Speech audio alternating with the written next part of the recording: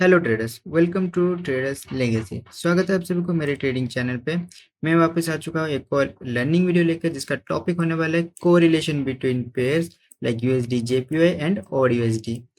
आखिर इन दोनों के बीच में रिलेशन क्या है, कोरिलेशन का मतलब क्या है, और ये हम फॉरेक्स ट्रेडिंग में इसको ज़्यादा प्रायोरिटी क्यों दें, ये जानना आपके लिए बहुत ज़्यादा इम्पोर्टेंट होता है, क्योंकि फॉरेक्स ट्रेडिंग इसके बिना आप ठीक से नहीं कर सकते हैं।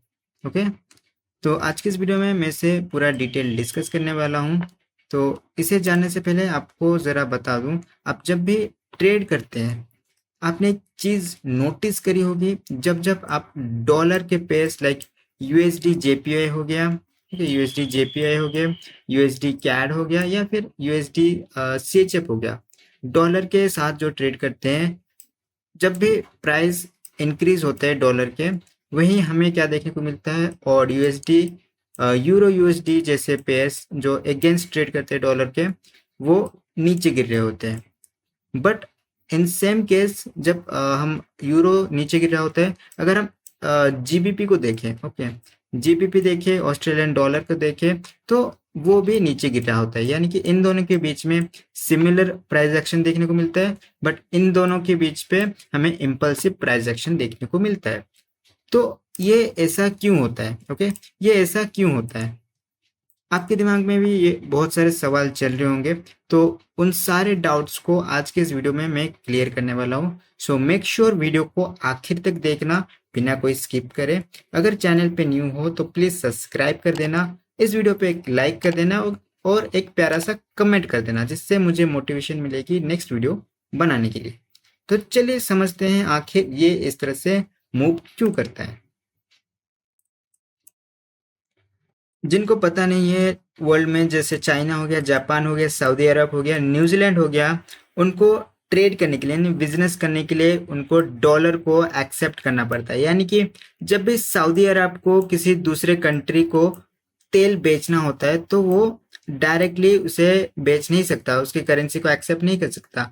उसको क्या चाहिए? डॉलर चाहिए। यानी कि इसके इस कंट्री के पास, न्यूजीलैंड के पास एनजाईडी यूएसडी होना चाहिए, तभी जाकर वो ऑयल खरीद सकता है। यानी कि अरब को इसे डॉलर पे बेचना पड़ता है, और उसे डॉलर से खरीदना पड़ता है। तो dollar will be everywhere acceptable currency, but सऊदी अरब हमारे इंडिया में डायरेक्ट आईएनआर को एक्सेप्ट करता है, इंडियन रुपीज को एक्सेप्ट करता है।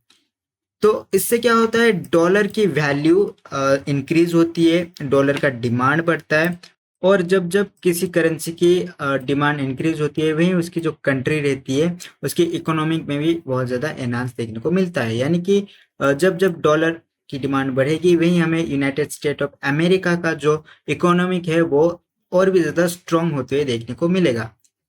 लाइक यूएसडी जेपीआई हो गया, यूएसडी कैड हो गया, या फिर यूएसडी सीएचएफ हो गया। यूएसडी हमारा बेस करेंसी होता है। यानी कि जब भी डॉलर की डिमांड इंक्रीज होती रहेगी, वही हमें दूसरे कंट्रीज के करेंसी लाइक यूरो हो गया, जीबीपी हो गया, या फिर जेपीआई हो गया, उनमें हमें घटोतरी देखने को मिलेगी। तो चलिए अब देखते हैं टाइप्स ऑफ कोरिलेशंस। तो टाइप ऑफ कोरिलेशन में हमें दो टाइप्स के कोरिलेशन देखने को मिलते हैं। एक आ जाता है पॉजिटिव कोरिलेशन, दूसरा आ जाता है नेगेटिव कोरिलेशन। जब दो पेयर्स लाइक यूरो यूएसडी हो गया, जीबीपी यूएसडी हो गया, सेम डायरेक्शन में मूव करते हैं, यानी कि एक साथ एक ही डायरेक्शन में मूव करते हैं, अपवर्ड डायरेक्शन, तो उसे हम पॉजिटिव कोरिलेशन कहते हैं।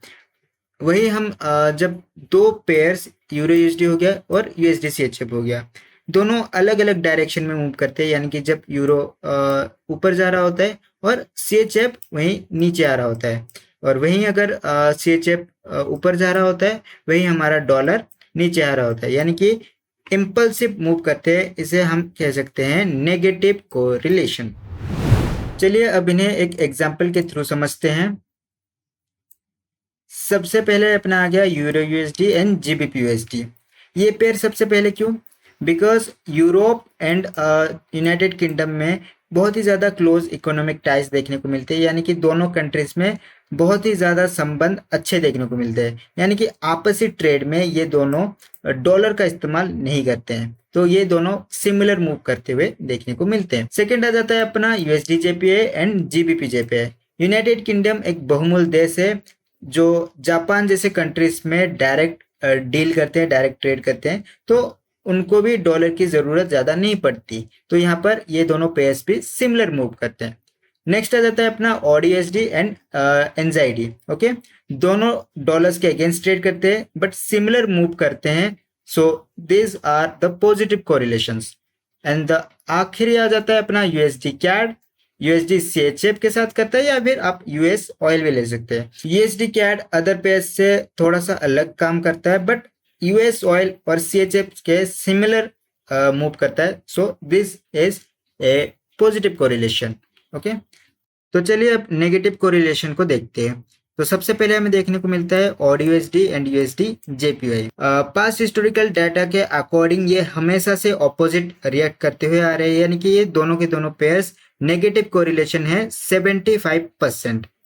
हम यूएसडी जेपीआई के अलावा यहाँ पर यूएसडी कैड को भी ले सकते हैं। उसके बाद आता है अपना euro USD and USD CHF.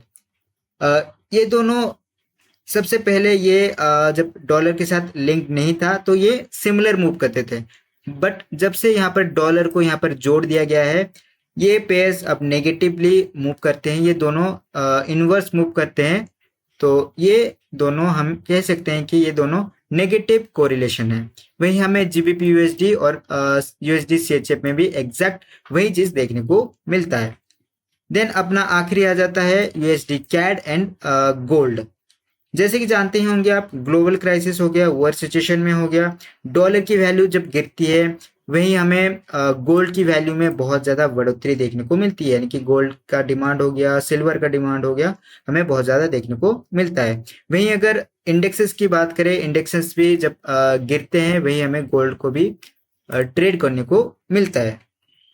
आखिर में gold and oil. Okay, gold and oil जब भी इंटरनेशनली हम कह सकते हैं ये दोनों पॉजिटिव चलते हैं, पॉजिटिव बट वीक कोरिलेशन कह सकते हैं।